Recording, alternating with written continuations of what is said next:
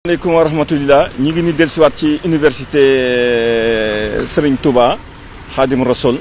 bi nga xamanteni mom la Serigne Mountakha Mbacké jël jox ko Touba matériaux di Abdou Lahad Ka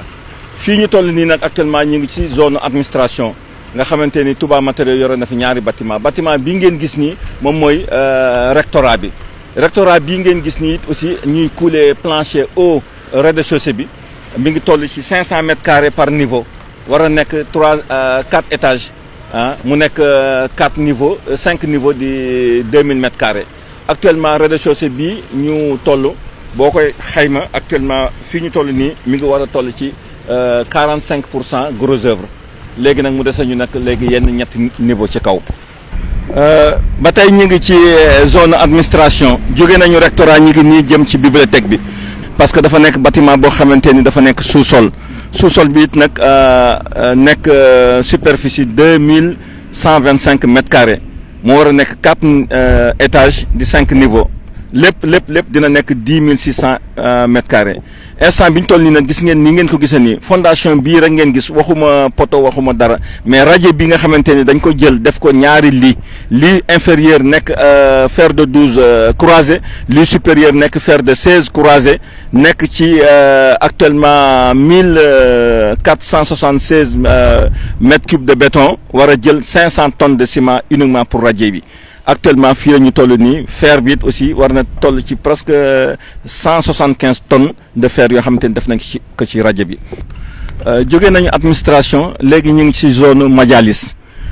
bi nag ñetti bâtiment ñoo fi nekk benn salle d'étude bu ndaw boo xamante ni étude rek lañ fay def mi ngi toll ci 600 mètres carrés par niveau du 3 étages nekk ci 2400 mètres carrés 4 niveaux yi. Mom lañu jàkkaarloo nii gis ngeen actuellement bâtiment bi fii ñu toll nii actuellement gros œuvre bi moom mi ngi ci 90% parce que daal yëpp coulé nañ poteaux yi ba 3e étage coulé acrotères yi donc fi mu nekk nii forme de pente rek moom moo ci des actuellement seconde œuvre am nag maanaam lu jëm ci carrelage carrelage ak peinture ak menuiserie ak yu demee noonu. À part genn électricité yi ñu monté ak réservation plomberie dafay xaar bâtiment terminé bi ñuy gis ca kanam bi nga xamante ni pour ñu approuver seconde œuvre bi donc bâtiment petit modèle bi moo nekk nii ñi ngi nii beneen côté bi muy restaurant bi ak bâtiment grand modèle bi dinañ fa àgg léegi ci kanam. bâtiment bi ñu toll toujours ci majalis mooy restaurant bi nga xamante ni 400 mètres carrés couvert la. Donc da ci am benn partie boo xamante ni partie plancher en BA la ak fi ñu toxaw nii muy hall bi nga xamante ni fi la table yi nekk ak yooyu ak couvert yi moom charpente métallique la charpente métallique bi nag ñu ngi koy fabriquer fee ci atelier bi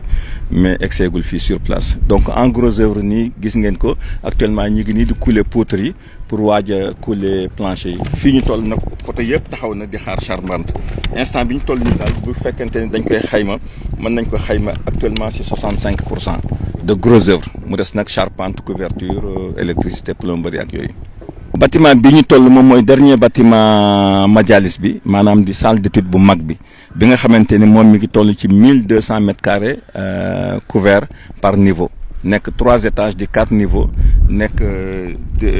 4800 mètres carrés actuellement moom it gis ngeen gros œuvre bi nii parce que façade arrière bi la ñu xool nii façade avant bi dinañ ko xool ca kanam moo yore ñaari ascenseurs yi mais façade arrière bi ngeen gis nii gis ngeen ko actuellement tout ce qui est béton armé taxaw na léegi ci maçonnerie yi lañ toll maçonnerie yi nag bon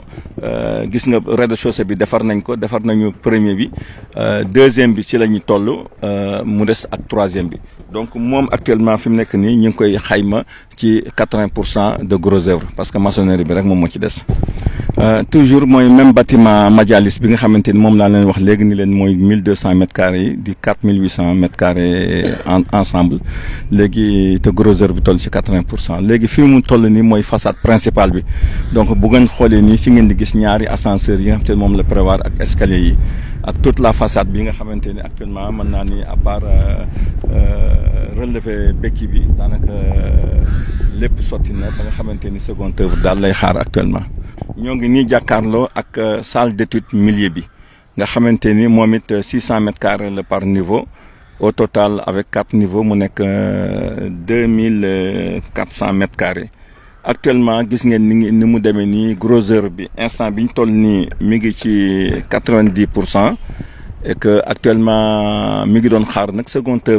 œuvre boo ngeen gisee déjà peinture sax ñu ngi commencé di def ay échantillon de peinture nële parce que bâtiment bi ñaari échantillon de peinture ñu ngi fi am na peinture boo xamante ni italiens yi ñoom ñoo ko fi def beneen côté bi français yi ñoo ko fi def donc dañuy jéem di xool peinture yi nga xamante ni dañuy joxe ay fiches techniques yoo xamante ni ay qualité lay doon yoo xamante ni non seulement couleurs yi dañ koy bokk xool waaye nag qualité yi nekk peinture yoo xamante ni mën na fay def 10 ans yoo xamante ni ak naaj beeg taw beeg lépp du def dara ba nga xamante ni loolu lañ ci jublu daal. toujours ñu ngi ci UFR sciences islamiques et langue arabe donc jóge nañ ci bâtiment milieu bi léegi ñu ngi ci bâtiment salle d'étude aile droite moom it même dimension la parce que 600 mètres carrés la par niveau. mu nekk 4 niveaux nekk 2400 mètres carrés actuellement gros œuvre bi gis ngeen ko taxaw na lépp luy béton actuellement coulé nañ ko li fi des rek moom mooy maçonnerie ak enduit instant bi ñu toll nii ñi ngi xayma avancement bi ci 70%. donc en attendant que seconde œuvre bi ñëw mais fu ñu romb nag dañuy yóbbaale gennerie bi ak réservation plomberie. bâtiment bi ñu nekk nag moom mooy bâtiment témoin bi nekk ci UFR sciences islamiques et langue arabe moom laa leen wax léegi ni la ñeenti bâtiment ñoo fi nekk muy amphithéâtre 1500 places ak ñetti salle d'étude bii salle d'étude nag moom dañu njëkk a tàmbali actuellement moom mi ngi toll fii ñu toll nii ci 10 mois actuellement gros œuvre bi mi ngi ci 98% parce que lépp luy béton lépp luy maçonnerie lépp luy enduit defar nañ ko fii actuellement nag moom mooy bi nga xamante ni ñu ngi toll ci war a joxe maintenant ay échantillon seconde œuvre boo ngeen ko gisee nii fi mu nekk nii sànq war naa leen peinture yi nga xamante ni italiens yi ak français yi ñoo ko def mais fii nag peinture yi fi nekk turquie yi ñoo ko def ak sénégalais yi parce que it nag duñ leen bàyyi ginnaaw sénégalais yi actuellement peinture nañ fi joxe nañ fi échantillon ñaari salle d'étude ñaari salle Turquie defar fi benn salle léegi nag dinañ xaar maître d'ouvrage bi mu ànd ak commission technique bi pour ñu ñëw def choix ci qualité peinture muy benn suivant les fiches techniques ñaar ci couleuru peinture yi suivant xale yi nekk ci biir naka lañ fiy nekkee ci biir loolu it aussi am na fi ay échantillon porte aluminium muy porte salle yi def nañ ci benn échantillon palanteer yi it aussi ay palanteer aluminium la it aussi génn nañ ci ay échantillon dugalaale nañ fa it nag ay appareil sanitaire ak ay appareil électrique ak yu demee noonu yooyu yëpp nag bu fekkente ni bâtiment bi échantillon yëpp validé nañ ko bu boobaa nag bâtiment boo xamante ne toll nga jege nga ko rek bu boobaa li war ci moom ñu def ko même ba ci carreaux yi sax dañ ko monter def échantillon yi tout ça.